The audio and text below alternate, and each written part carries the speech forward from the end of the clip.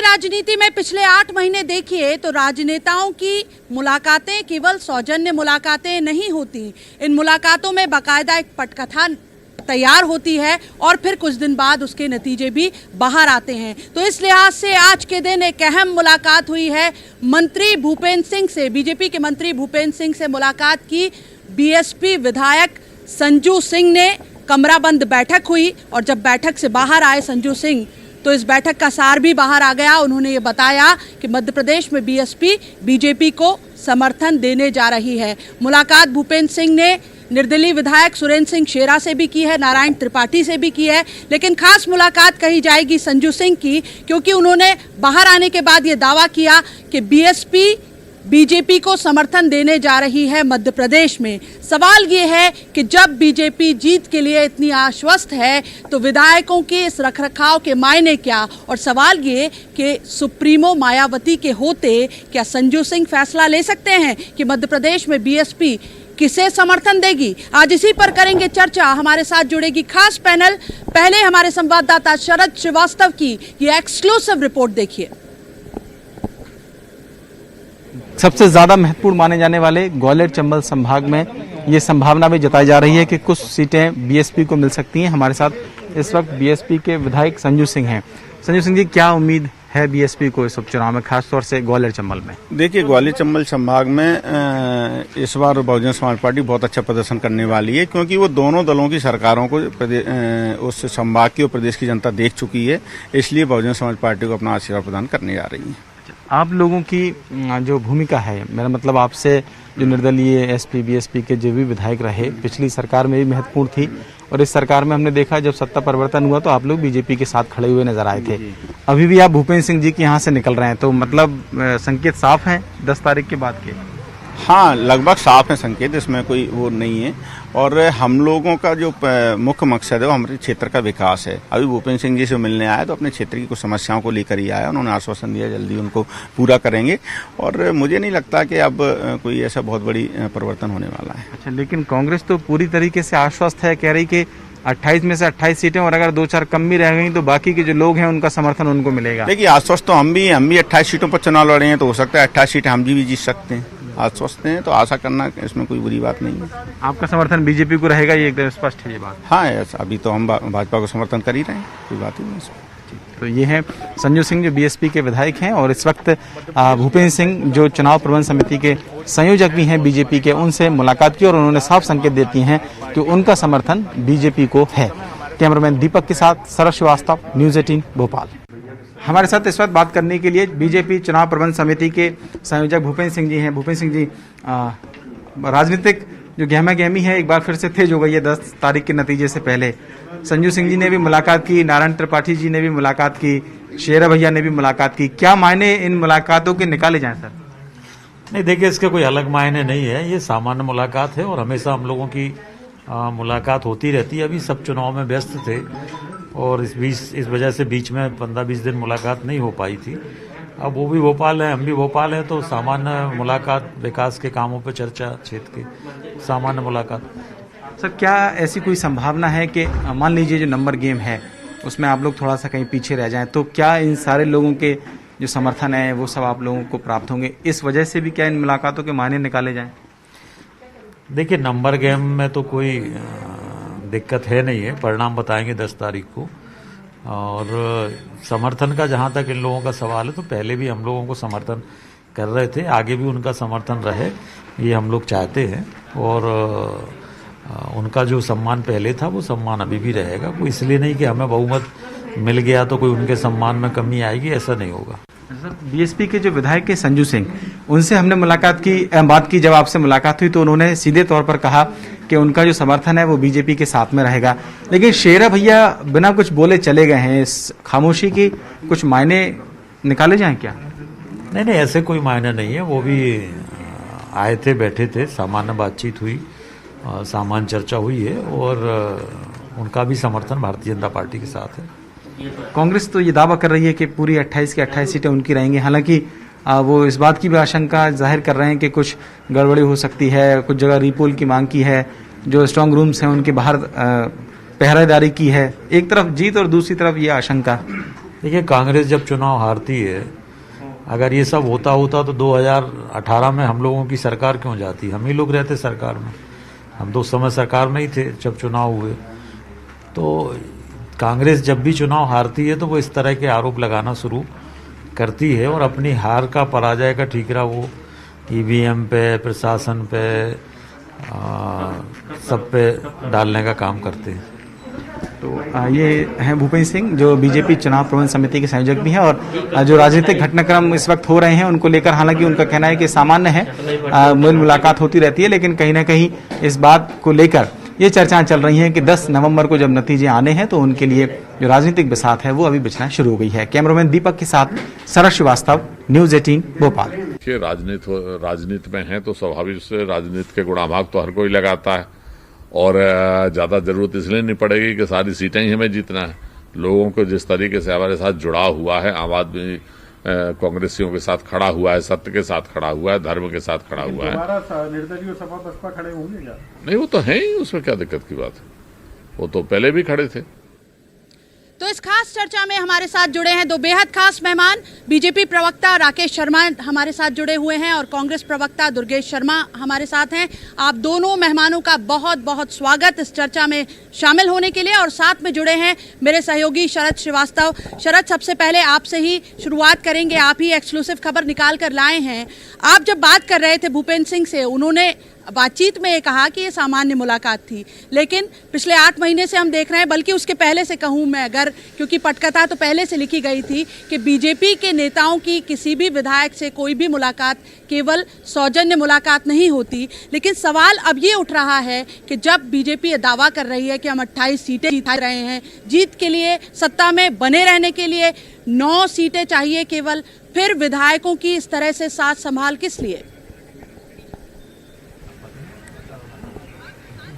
आप देखिए, बिल्कुल आपने सही कहा है।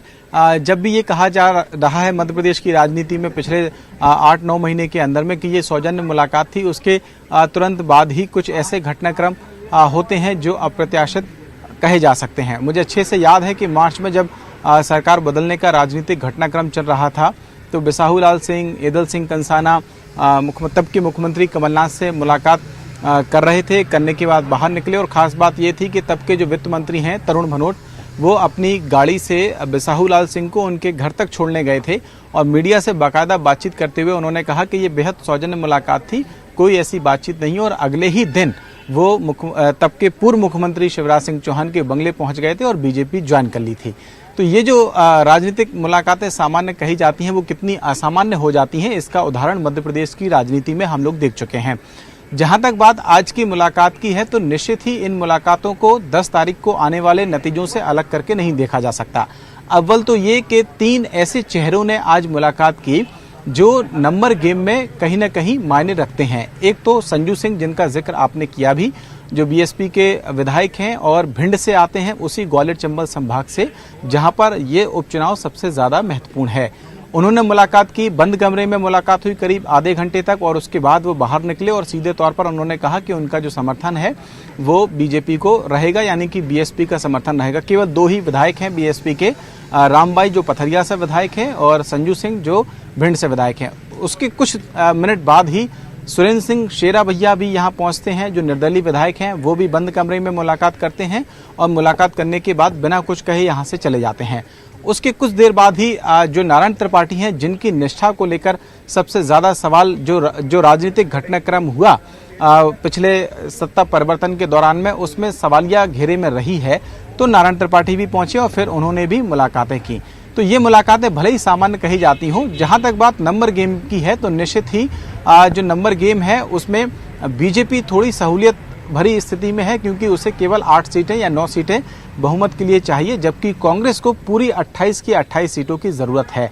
तो क्या पूरी 28 सीटें कांग्रेस के खाते में चली जाएंगी? ऐसा लगता तो अप्रत्याशित है, लेकिन हाँ, कांग्रेस की ओर से दावा किया जा रहा है कि वो 28 जीतेगी। बीजेपी को आखिरकार ऐसी कौन सी डर है या ऐसी कौन सी बात है जिसको लेकर वो इन विधायकों को साधने की या जो भी उनसे राजनीतिक चर्चा हो रही हो वो करने की कोशिश कर रही है?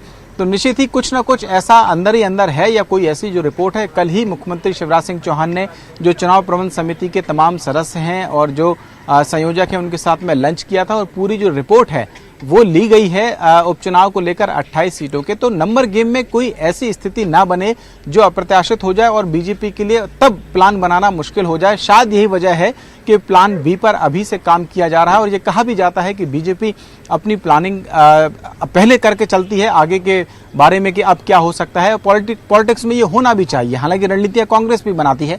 एक सवाल ये खड़ा हो रहा है कि आखिरकार संजू सिंह कैसे अधिकृत हो सकते हैं इस बात को कहने के लिए कि जो बीएसपी का समर्थन है वो बीजेपी को है। तो इसके लिए एक संकेत कुछ दिनों पहले अगर आपको याद हो तो उत्तर प्रदेश के जब हाल ही में जो चुनाव की स्थिति बनी तो वहां पर बीएसपी सुप्रीमो मायावती का एक बयान सामने आया। उन्होंने हालांकि समाजवादी पार्टी के संदर्भ में वो बयान दिया कि अगर जरूरत हुई उन लोगों का मुकाबला करने के लिए तो फिर वो बीजेपी को भी समर्थन कर सकती है। ये बाकायदा बयान था। तो संभवतः इस बात के संकेत उन्होंने मध्य प्रदेश में भी अपने जो केवल 2 विधायक हैं उनको दे रखे हों, इस आधार पर संजू सिंह ये कह रहे हों। कुल मिलाकर ये कह सकते हैं कि 10 तारीख के जो नतीजे हैं वो क्या हो सकते हैं, इसका डर कहीं ना कहीं बीजेपी में भी है और कांग्रेस में भी है। दावे भले ही दोनों पार्टियों की ओर से किए जा रहे हैं, यही वजह है कि नंबर गेम कहीं गड़बड़ ना हो, इसलिए फूंक फूंक कर कदम रखा जा रहा है। जी बिल्कुल शरद, हमारे साथ बीजेपी प्रवक्ता राकेश शर्मा भी जुड़े हुए हैं। राकेश जी, आप हमारे सहयोगी शरद श्रीवास्तव को भी सुन रहे थे और जैसा वो बता रहे हैं कि रिपोर्ट आ चुकी है। हालांकि अभी तो आकलन है कि कितनी सीटों पर आगे बढ़त है बीजेपी की, कहाँ कंफर्टेबल पोजीशन में है, लेकिन जिस तरह से कल जो है लंच हुआ उसमें रिपोर्ट आई और आज विधायकों से मुलाकात, तो ये क्या शक्ति प्रदर्शन है पार्टी का या फिर नतीजों के पूर्व का रखरखाव माना जाए इसे? क्योंकि चुनाव के बीच में भी आपने केदार डाबर जो निर्दलीय विधायक हैं उनका समर्थन देकर बताया था, तब जबकि वोटिंग भी नहीं हुई थी। तो इस सब के मायने क्या हैं?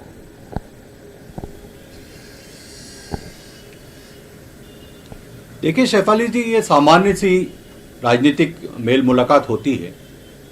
विधानसभा में जब कोई व्यक्ति विधायक चुन के जाता है तो वो उसकी जिम्मेदारी हो जाती है कि वो अपने क्षेत्र का विकास करे। और जितने भी निर्दलीय विधायक हैं, सपा के विधायक हैं या बहुजन समाज पार्टी के विधायक हैं, उनने 6 महीने की शिवराज सिंह चौहान सरकार का कार्यकाल देखा है और जो उनने अपने क्षेत्र के विकास के लिए सड़क, पानी और अन्य मुद्दों के लिए हमारे मंत्रियों से या मुख्यमंत्री से मुलाकात की, उसमें उनके काम हुए हैं। इसलिए उनका पूर्ण विश्वास है कहीं ना कहीं।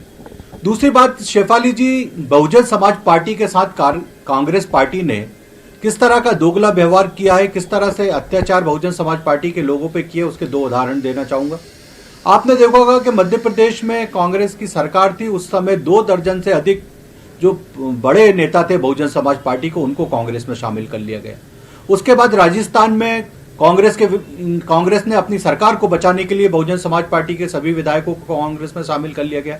तो कहीं ना कहीं ये जो मायावती जी हैं, बहुजन समाज पार्टी के नेता, वो अच्छी तरह से वाकिफ है कि कांग्रेस पार्टी किस तरह से बहुजन समाज पार्टी पे अत्याचार कर रही है। और दूसरी तरफ हम बहुमत की सरकार मध्य प्रदेश में चला रहे हैं, हमने बहुमत सिद्ध किया है। और सपा हो चाहे बहुजन समाज पार्टी हो चाहे निर्दलीय, आज भारतीय जनता पार्टी के साथ इसलिए खड़े हैं कि जो विकास उनके क्षेत्र में चाहिए वो विकास उनके क्षेत्र में हो रहा है। कांग्रेस पार्टी इस बात का जवाब नहीं दे पा रही है कि कांग्रेस पार्टी जब बहुजन समाज पार्टी पर अत्याचार करती तो कैसे उम्मीद करती है कि बहुजन समाज पार्टी उनका समर्थन करे। आपने देखा निर्दलीय चुनाव से पहले हमको लिखित में देखे गए कि हम भारतीय जनता पार्टी की सरकार के साथ हैं और उनने राज्यपाल जी को भी वो पत्र दिया और अन्य जगहों पर भी वो पत्र दिया। तो कहीं ना कहीं एक बात शेफाली जी, जब राजनीतिक चर्चाएं होती है तो ये बात कहीं नहीं रहती कि इसमें डर है। हमने निर्दलीय, सपा, बसपा जो विधायक हमारा समर्थन कर रहे हैं, हमने उनको विश्वास दिलाया है कि पूर्ण बहुमत की भारतीय जनता पार्टी की सरकार 10 तारीख के बाद बनने वाली है। भारतीय जनता पार्टी को इतने विधायक जीत के आएंगे, पर उसके बावजूद भी हम आपके सहयोग के अभिलाषी हैं, हम आपके साथ खड़े रहेंगे, आपके क्षेत्र का विकास करेंगे और जितना प्रेम हमने आपको अभी दिया है ऐसे आगे भी देते रहेंगे। इससे कोई फर्क नहीं पड़ेगा कि पूर्ण बहुमत की भारतीय जनता पार्टी की सरकार दुर्गेश शर्मा जी, आप सुन रहे हैं राकेश शर्मा जी को, वो ये कह रहे हैं कि ये तो भाई प्लानिंग है, रणनीति है, सहयोग ले रहे हैं हम, सौजन्य मुलाकात है ये। लेकिन कांग्रेस की जो स्थिति है और नतीजों के बाद का भी जो आकलन है, अव्वल तो 28 सीटें ही चाहिए सत्ता में वापसी के लिए कांग्रेस को। अगर 20-21 सीटें भी आती हैं तो आपको 4 निर्दलीय, 2 बीएसपी और 1 सपा विधायक, इन सब का समर्थन एक मुश्त चाहिए। लेकिन कांग्रेस वो सब कुछ कर पाती, उसके पहले ही बीजेपी ने डोरे डालने शुरू कर दिए। हास्यास्पद स्थिति है। कांग्रेस तो 28 में 28 जीत के स्पष्ट बहुमत के संग में सरकार बनाने जा ही रही है। बाकी जो निर्दलीय हैं या सापा बासपा है, उन पर भारतीय जनता पार्टी जिस तरीके की बात कर रही है, संजू सिंह ने जो निकल के बोला विधायक महोदय ने, उस पर शायद पूरा ध्यान नहीं दिया, ना आपने ना भारतीय जनता पार्टी ने। उन्होंने बोला अभी तो, उन्होंने ये नहीं बोला कि हम समर्थन देंगे या दे दिया है या देते रहेंगे, उन्होंने बोला अभी तो ये तो सत्य है कि अभी वर्तमान में वो सरकार का समर्थन कर रहे हैं, समर्थन दिया हुआ है, मजबूर थे, समर्थन दिया हुआ षड्यंत्र है। वाली मैं यही आप फिर से वो लाइन चाहे तो चला लें उनका स्टेटमेंट, मैंने बड़ा ध्यान से उस बात को सुना। उन्होंने कहा अभी तो हम भाजपा को समर्थन कर रहे हैं। अभी तो का मतलब होता है 10 तारीख तक तो मजबूर अभी हैं उनके साथ में, उन्होंने मना नहीं किया और हम भी कह रहे हैं कि हाँ 10 तारीख तक वो अभी उनके साथ हैं। शर्मा जी, आपके मुताबिक 10 तारीख के बाद में वो आस्थाओं पर अभी भी संदेह है, आप उनकी आस्था पे संदेह जता रहे हैं क्या कि अभी तन कहीं है और मन कहीं है? 10 तारीख के बाद कुछ और होगा? उनकी आस्था शेफाली जी उनकी आस्था भारतीय जनता पार्टी के साथ नहीं है, उनकी आस्था अपने क्षेत्र के लोगों के साथ है, उनकी आस्था उस व्यक्ति के साथ है जो क्षेत्र के लिए ईमानदारी से उनको सहयोग दे के सही काम करता हो, और वो व्यक्ति वो जानते हैं कि कमलनाथ जी हैं। हम स्पष्ट बहुमत के संग सरकार बनाने जा रहे हैं, 28 लेके आएंगे, हमारी संख्या 115 हो जाएगी। भारतीय जनता पार्टी अभी 107 पर है, 107 पर ही रहेगी। यदि ये समर्थन की भी बात करें तो भी 114 होंगे, पर वो समर्थन सातों में से एक भी नहीं दे रहा है इनको। ना शेरा भैया ने बोला कि मैं समर्थन दे रहा हूं, ना संजू सिंह जी ने बोला, उन्होंने बोला अभी तो हम इनके साथ हैं।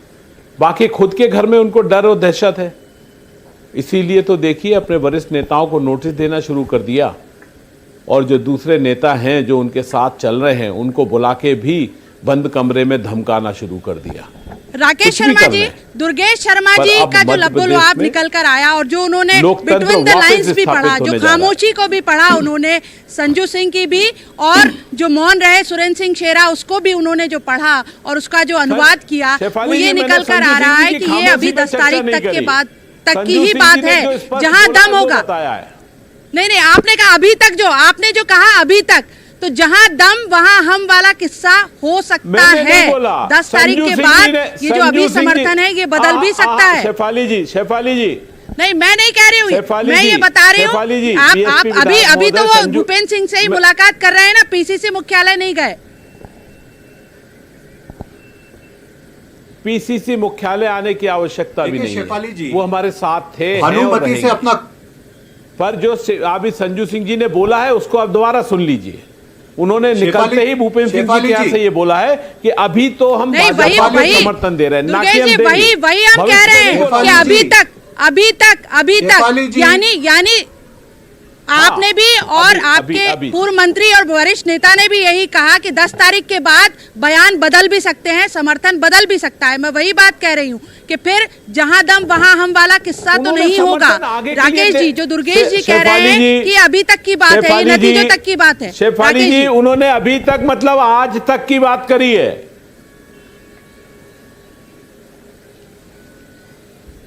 वही सवाल कर रही हूँ मैं राकेश जी से। राकेश जी, अभी तक की बात कह रहे हैं, यानी नतीजों के बाद ये बदल भी सकती है कहानी। शेफाली जी, भानुमति से अपना कुनवा संभालते नहीं बन रहा, अब वो पड़ोसी के घर पे ताक झाक कर रही है और पड़ोसियों पे आरोप लगा रही। कांग्रेस पार्टी से अपने विधायक तो संभालते बन नहीं रहे हैं और वो बहुजन समाज पार्टी और सपा के ऊपर और निर्दलियों पे दावा कर रही है। मैं एक बात निवेदन करना चाहूंगा, मुझे बोल लेने दीजिए दुर्गेश जी।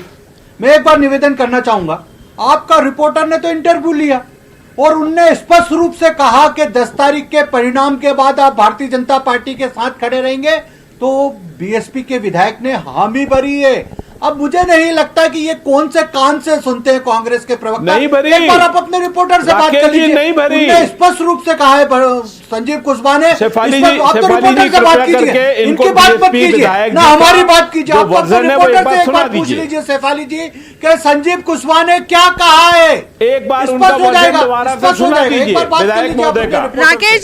राकेश जी, विधायक महोदय मध्य का प्रदेश वर्जन की एक बार फिर राजनीति से में राकेश जी को आस्थाएं सुना जितनी दीजिए। तेजी से बदली हैं, तो मुझे लगता है आप दोनों प्रवक्ताओं को इतनी गंभीरता से लेने की जरूरत नहीं है, क्योंकि अभी तक और कल क्या होगा ये बहुत मिनटों में यहाँ कहानियां बदल रही हैं। तो आप दुर्गेश जी, आप भी बहुत गंभीरता से ना लें, और राकेश जी आप भी इतनी गंभीरता से ना लें। वाकई ये नतीजे आने के बाद ही तय होगा। जी राकेश जी। शेफाली जी, गंभीरता शेफाली जी, वाली मध्य बात तो प्रदेश यह में है भारतीय कि जनता माननीय पार्टी की संजू सिंह सरकार जी ने है। स्पष्ट जो बोला और मैं 10 वो तारीख बोल के रहा हूं। बाद भी भारतीय जनता बाकी पार्टी की रिजल्ट सरकार बताने वाला है रहेगी। 10 तारीख को ये क्या मैं दावे गंभीर से कह रिजल्ट रहा हूं, आने वाला है। दावे से कह कांग्रेस रहा हूं। वापस और आ एक रही है और मेरा 28 सीटों निवेदन के है, साथ एक में। और मेरा निवेदन है, ऐसा कांग्रेस पार्टी जो दिन में सपने देख रही है मुंगेरी लाल के, ये 10 तारीख के बाद सपने टूट जाएंगे। कांग्रेस के अधिकृत प्रवक्ता चैनलों पे कह रहे हैं हमारी 27 सीटें आएंगे। कांग्रेस के वरिष्ठ नेता कह रहे हैं हमारी सरकार नहीं बन पाएगी। 28। अब ये जो कांग्रेस के इक्का दुक्का लोगों को जो सपने आ रहे हैं 10 तारीख 28। तक, वो सपने देखने की आजादी है, हम उनको रोक नहीं सकते। खुली आंखों से सपना देखना कांग्रेस की राकेश जी, आदत पर हो गई है। एक सवाल मेरा स्पष्ट रूप से कहना बार-बार है खड़ा हो कि रहा है। कांग्रेस अपने राकेश जी, विधायकों को एक नहीं सवाल संभाल पा रही बार-बार है। खड़ा हो दूसरे रहा है विधायकों पे कि डोरे जब डालने हर से तरह क्या से हो जाएगा? कंफर्टेबल पोजीशन में बीजेपी है, जब सरकार में बीजेपी है, उसके बाद ये घेराबंदी की तस्वीरें क्यों बार-बार आती हैं? चुनाव के दौरान से शुरू करें, केदार डाबर, फिर राहुल लोधी, और अभी नतीजों के पहले ये इन 3 विधायकों की मुलाकात, ये तस्वीरें बार-बार क्यों आती है? घेराबंदी की तस्वीरें क्यों बार-बार आती है जब पूरी कंफर्टेबल पोजीशन में है बीजेपी? देखिए शेफाली जी, कोई किसी की घेराबंदी नहीं कर रहा, पर आप किसी विधायक को किसी मंत्री से मिलने से रोक सकते हैं क्या? किसी विधायक को मुख्यमंत्री से मिलने से रोक सकते हैं क्या? आप बताइए, उनने अगर बाहर आके कहा हो कि मुझे भूपेंद्र सिंह जी ने आमंत्रित किया और मैं आया, उनने स्पष्ट रूप से कहा कि मैं अपने क्षेत्र की कुछ योजना, विकास की योजना को लिए मंत्री जी से मिला हूं और उनसे बात हुई है, और ये सामान्य सौजन्य बेटे ये विधायक खुद स्वीकार कर रहा है। अगर विधायक ये कहे कि मुझे भारतीय जनता पार्टी ने निमंत्रण दिया, या विधायक ये कहे कि मुझे मंत्री जी ने निमंत्रण दिया, तो ये बात आपकी माकूल हो सकती है शेफाली जी। अगर कोई विधायक हमारे मंत्री से मिल रहा है अपने क्षेत्र के विकास के लिए, तो हमारे दरवाजे तो खुले। पर बाहर हम वो आकर नहीं है उन्होंने कि चलो समर्थन की चलो, बात तो की ना। कांग्रेस के विधायकों को अपने मुख्यमंत्री कमलनाथ से मिलने का समय नहीं मिलता था। हमारे गेट तो सबके लिए खुले हैं।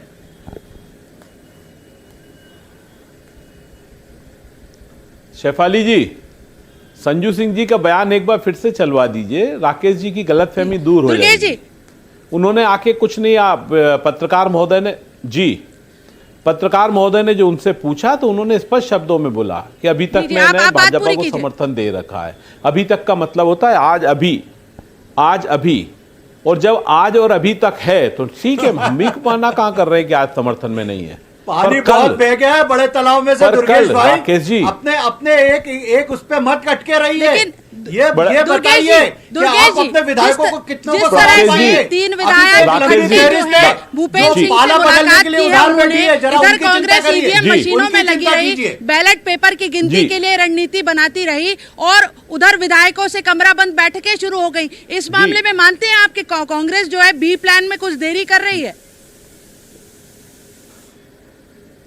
हम बी प्लान, षड्यंत्र का प्लान, खरीद का प्लान, बेचबाल का प्लान करते ही नहीं है। माननीय कमलनाथ जी ने स्पष्ट शब्दों में बोला है, यदि ये खरीद फरोख्त तो षड्यंत्र वाला प्लान करना होता तो मध्य प्रदेश में सरकार से जाते ही नहीं। ये तो लोकतांत्रिक व्यवस्था को खंडित करने का जो नेचर है या जो कार्यशैली है भाजपा की है। वो जितना षड्यंत्र जो कार्यशैली करना है कर ले, हम तो जनता के भरोसे पे हैं और हम जनता के द्वारा दिए हुए वोट की ही रक्षा करने पे लगे हैं, और वहीं पे हमारा पूरा ध्यान है कि जनता हमको मत से 28 के 28 सीटों पे जिताने जा रही है। हम उसी जीत पर दावे के संग में मध्य प्रदेश में सरकार बनाने जा रहे हैं। हाँ, भाजपा फिर से अपने षड्यंत्र की चरित्र का प्रस्तुतिकरण दे रही है। वो न केवल बीजेपी के और सापा बासपा, वो कांग्रेस के विधायकों की तरफ भी कुछ ना कुछ अपने षड्यंत्र को करने के लिए फिर प्रयासरत है, पर ये भूल जाती है कि आखिरकार जाना जनता के दरबार में पड़ता है, और अभी जनता के दरबार में चौतरफा पिट के आ रहे हैं। इसीलिए फिर से षड्यंत्र में लग गए, फिर से सापा बासपा और अपने खुद के विधायकों को घेरने और धमकाने में लग गए। कांग्रेस के विधायकों के ऊपर ही धमका धमकी का काम करने लगे। पर जब आप जनता के बीच में जाते हो, जब जनता ललकारती है तो वहां से भाग जाते हैं। राकेश जी, अब आपका राकेश जी, समय ज्यादा नहीं है। लगातार वाले कांग्रेस समय में सवाल आप उठा पूरे रही है। हिंदुस्तान से विधायकों बाहर हो की जाएंगे। चर्चा तो आज से शुरू हुई जब मेल मुलाकात का दौर शुरू हुआ है। इसके पहले भी ईवीएम मशीनों को लेकर, बैलेट पेपर को लेकर भी आज कांग्रेस ने यह रणनीति बनाई है कि हर सीट पर बैलेट पेपर से कितने वोट मिले हैं उसको लेकर जिला निर्वाचन अधिकारी से जानकारी मांगी जाएगी, क्योंकि कांग्रेस ये कह रही है कि हमें यहाँ भी गड़बड़ी की आशंका है।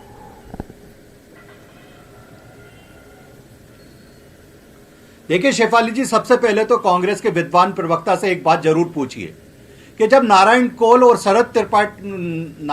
त्रिपाठी और शरद कोल को अगल बगल में कमलनाथ ने विधानसभा में बिठाया था, वो कौन सा षड्यंत्र था?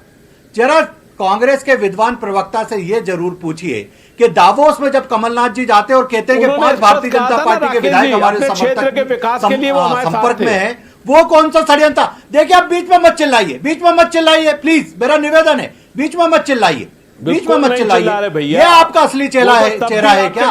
कि नारायण त्रिपाठी और शरद कोल को जब बगल में बिठाते हो तब कौन सा षड्यंत्र करते हो आप? जवाब तो दीजिए। और दावोस में जाके ये नहीं कहते कि कौन सी फैक्ट्री मध्य प्रदेश में लग रही है, आप कहते हैं 5 भारतीय जनता पार्टी के विधायक हमारे संपर्क में।